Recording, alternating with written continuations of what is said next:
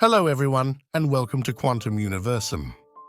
Today we continue our journey through the answers given by the Masters on the true nature of the Sun and life on planets.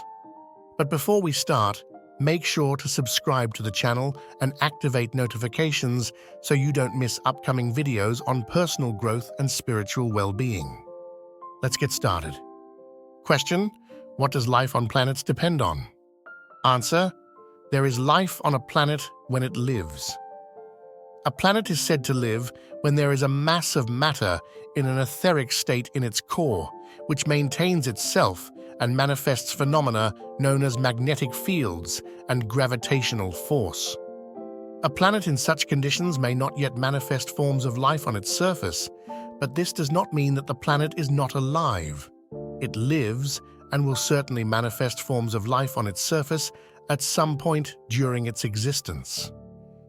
In every solar system, there are one or more planets that live.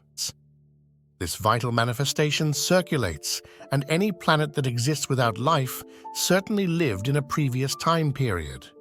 Currently, in your solar system, Earth is a living planet with life forms on its surface, but there are other planets that live and do not have life forms on their surface. Most planets in your solar system are lifeless. Satellites, which lack magnetic fields and gravitational force, do not live. Only those planets with a mass of matter in an etheric state, in a plasma state, according to your science, live. Question: how does the Sun appear to us and what is it really like? Answer: we need to refer to the ancient conception of celestial bodies as very material bodies, even those that shine with their own light. According to recent astrophysical discoveries, the Sun and stars have a bodily consistency completely different from what was previously supposed. Your Sun, for example, is considered to lack a material body. Considering matter at a high degree of heat, it is immediately clear that it cannot be dense matter, or at least not physically similar to matter heated to a much lower temperature, which is called plasma, still a matter at a lower temperature than fixed stars, incandescent bodies, so to speak.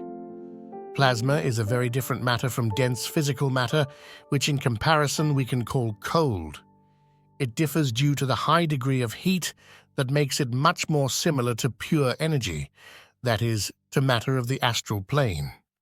Thus, a celestial body at an extremely high temperature, a star shining with its own light, like your small sun, can be likened to a transition point between pure energy and dense matter.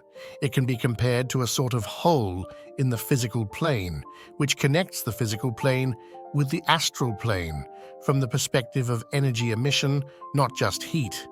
You well know that the Sun radiates various types of energy: the radiation of electromagnetic waves, the radiation of neutrinos, and other emissions called by various names. So, the Sun can be compared to a pure energy source, a tear in the physical matter background, a sort of threshold, a door to the energy plane, which is the astral plane. In this sense, therefore, the Sun is not in itself a dense body and is not even hot. It is truly a very particular state of matter. Saying that there are certain elements in the Sun is an error, because plasma clearly loses its characteristic as a chemical or physical element as you know it.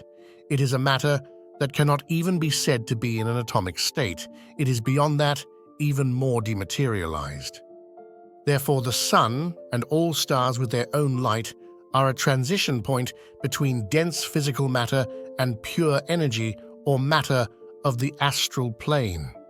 Similarly, in the astral plane, there is extremely subtle astral matter that, while retaining characteristics like the Sun, of belonging to that plane, is nonetheless the transition point between mental and astral matter, not due to molecular aggregation, but a very particular state caused by extremely high temperature on the physical plane.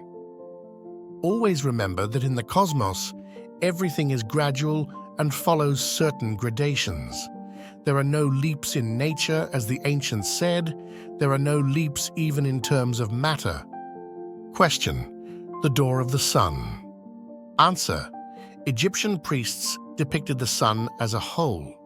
The sun is, we can say, one of the doors through which a certain energy reaches the physical plane, contributing to life. It is like a door through which these energies come to the physical plane in relation to certain planets. Because there are many suns, the sun is not a body, but a particular center of attraction from which all elementary state energies depart, causing phenomena known as light, heat, vital force, and so on.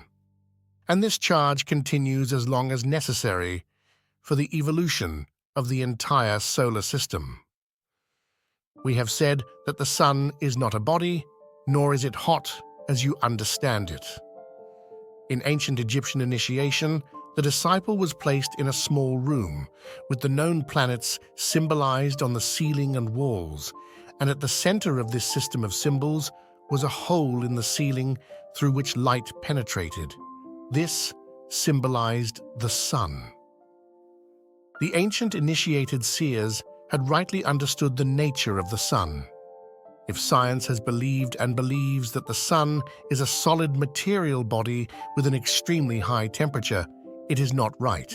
To be fair, we say that the sun has its special nature, its special density. What you see of the sun is just a shell, a garment. What you see of the sun, so to speak, is the outer shirt. But the sun inside is entirely different. It is the door to the physical plane.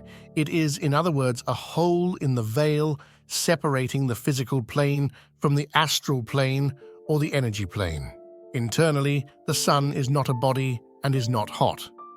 The phenomenon of light and heat concerns the exterior and manifests outside, and even more evidently when approaching the atmospheres surrounding the planets.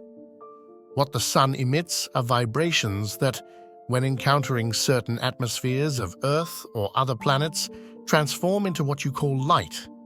And not only vibrations, but also the emission of particles in an elementary state or elementary units of the physical plane.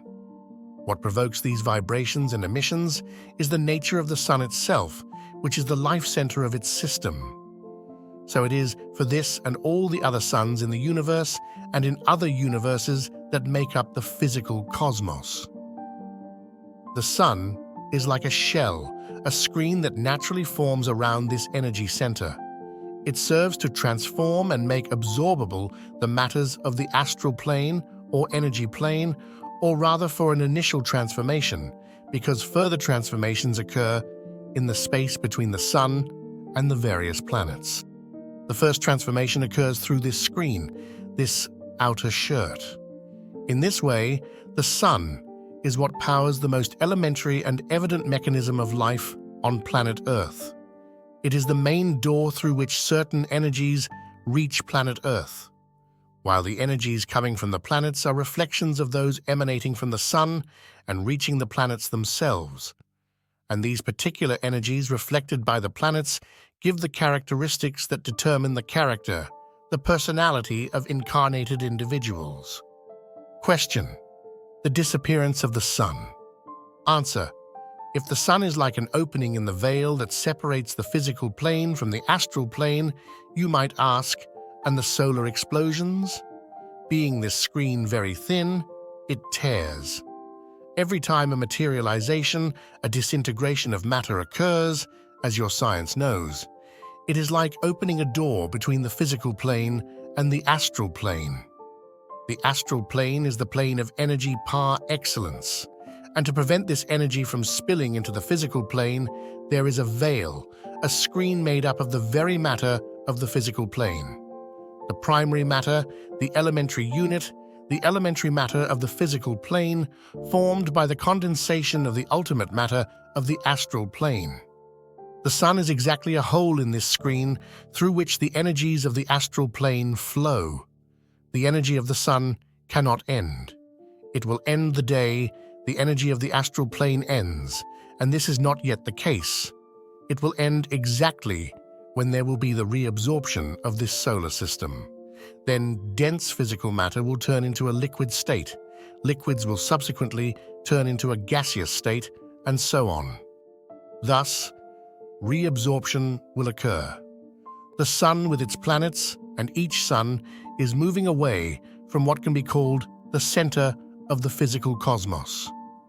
You know that the sun revolves around another sun, and all these systems are moving away until they reach the extreme limit of the cosmos in which we live and evolve. This sun and this solar system, and so all the other suns of all solar systems, will disappear. The disappearance of this system and all other systems corresponds exactly to their becoming unnecessary.